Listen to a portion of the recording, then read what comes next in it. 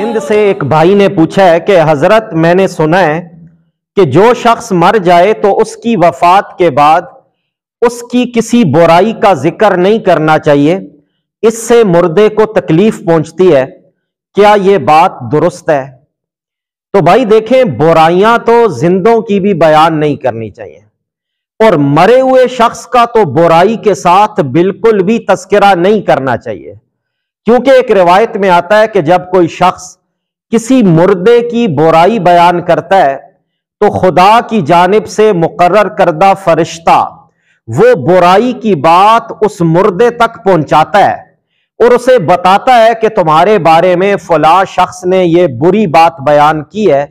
جس سے مردے کو تکلیف ہوتی ہے۔ اسی وجہ سے حدیثوں میں مرے ہوئے شخص کی برائی بیان کرنے کی ممانعت وارد ہوئی ہے۔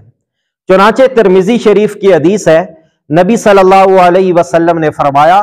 اذکروا محاسن موتاکم وکفوا عن مساویہم، کہ اپنے فوت شدگان کا ذکر خیر کے ساتھ کرو۔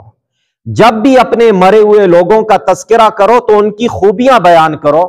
اور ان کی برائیاں بیان کرنے سے باز رہو۔ لہذا انسان کو چاہیے